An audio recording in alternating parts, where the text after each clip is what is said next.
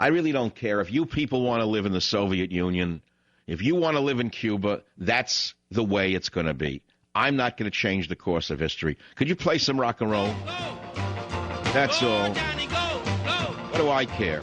You don't deserve freedom. You don't. 15 years I spilled my guts out on the show. And you know what? It's gotten worse. We have a gangster regime in power. So what do you want me to do? Spill my guts now on the air every day? Crucify myself? For you? You did nothing.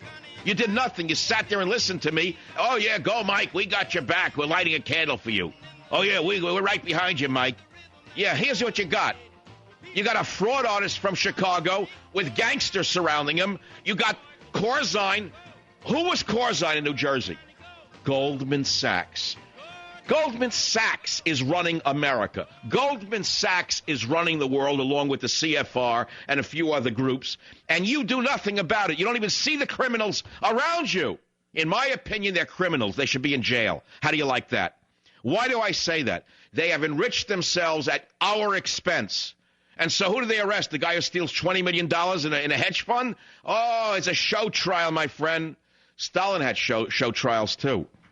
Stalin had show trials. But the real gangsters in Stalin's Russia didn't get arrested because they were running the country. Play that song again. I want to hear it again.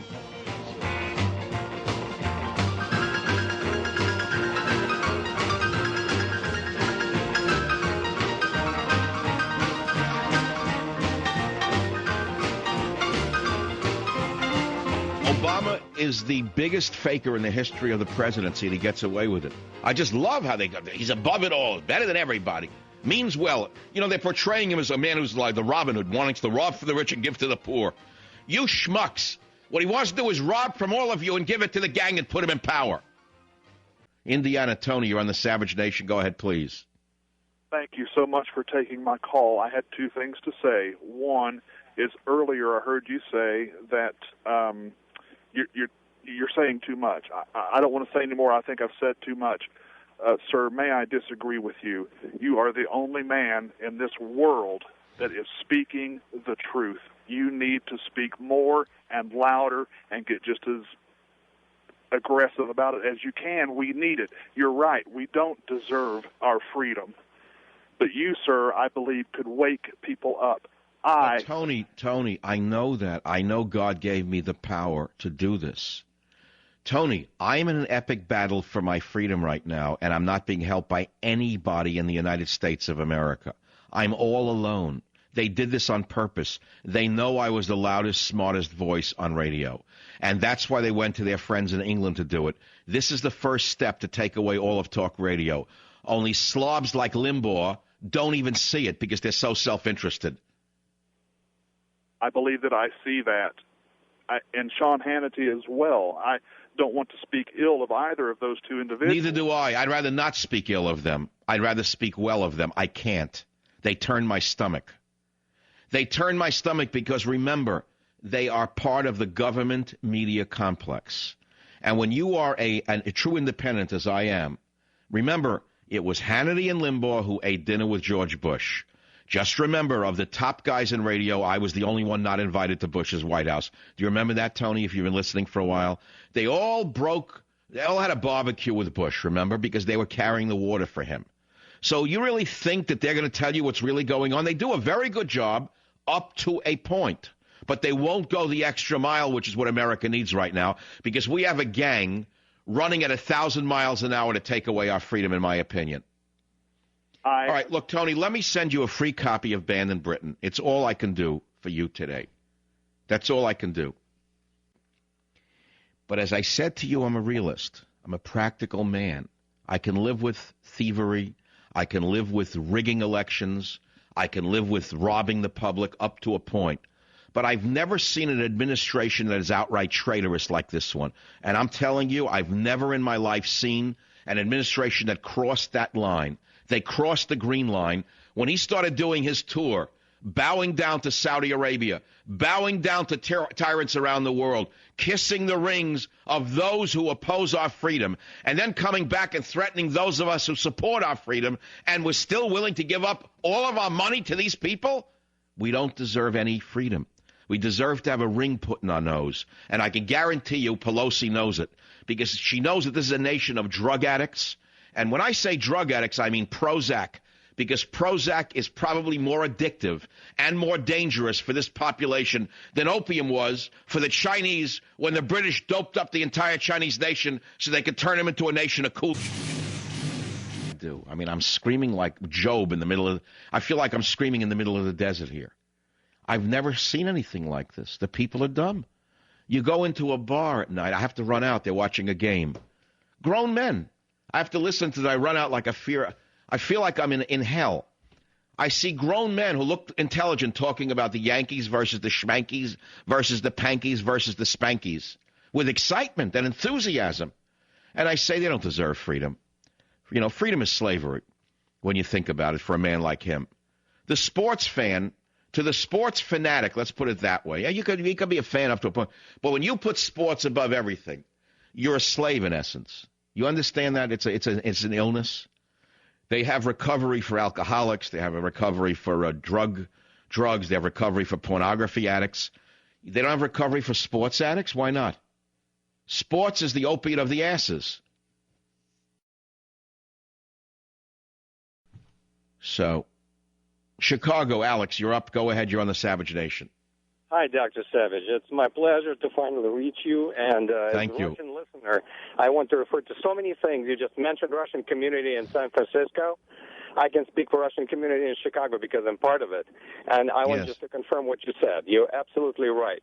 Russians like me do care and listen to you and agree with you 100%. That's because you fled a regime like Obama's. Am I right or wrong? Absolutely, but there's a slight deviation I want to mention and point to, even though I absolutely agree with you. The first thing that you mentioned today I really liked was your impression of Hank Paulson. That was hilarious. I like it, and I remember the time when the whole market was going down every time Hank Paulson would show on TV. You were imitating him. Yes, and every time he was asked the question, he stammered, when he absolutely is not a stammerer. He does that as a camouflage. Children who spoke like him in my country were given to special class education, so people would just fix their speech and do something about it. And how did he get so high up if he can't finish a sentence? Well, I arrived into this country in 1993, and as you can see, I can speak without any interruption in my speech when I'm talking to you, even though I'm nervous a little bit right now. But when I see Ben Bernanke, the most educated guy I've seen in that echelon, speaking next to that guy, I don't know how come nobody sees the contrast. How come people just take it and are not as passionate? What can we do? Can we do any different than what you Soviets were able to do under Stalin or under any of the others? What can we do? Tell me what we can do.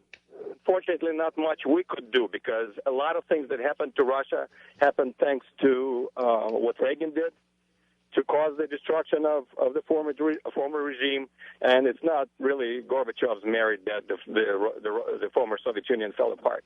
They would never let it go.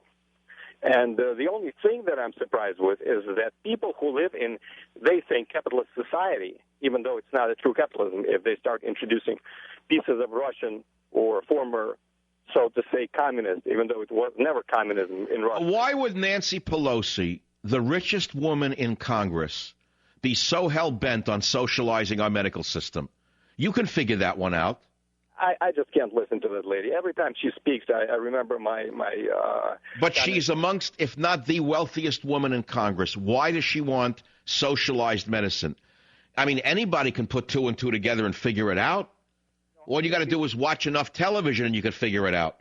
I think these people don't understand the consequences of what they're trying to introduce, or they don't care about their children, like you said. Well, you're actually an idealist compared to me. I'm far more cynical as to why Nancy Lugosi wants this so desperately. Why would an illegitimate gang from Chicago want trillions of dollars in a slush fund called medical care? I mean, it's pretty clear why. Because they can rob more money that way. Under control over money, of course. You're absolutely right. And they can control the population through medication and through medical care.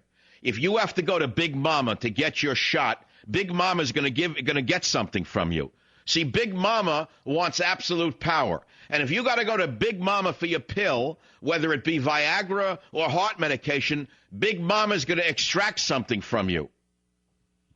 Well, but they're showing a very nice cause. They're trying to think about all the people that don't have this, don't have that, and that's a totally communist idea. You know what? I'm going to take it from you, and I'm going to give it to you. They don't realize what's going to happen to them after those people who have it for granted will take it for granted and will ask for more. That's correct. That is correct. Well, my salutations go to the Russian communities across America, and not solely to the Russian communities. I address the Russian communities today for one particular reason, because you have been there, you have seen this, and this is a nightmare reemerging in front of your eyes. Everything you ran from has suddenly appeared center stage under Obama, Pelosi, and Reid. Let me send you a free copy of Banned in Britain while it's still legal to do so. Alex, stay on the line. Let's go to the next caller. Go around America. You're free to call the show at 1-800-449-8255.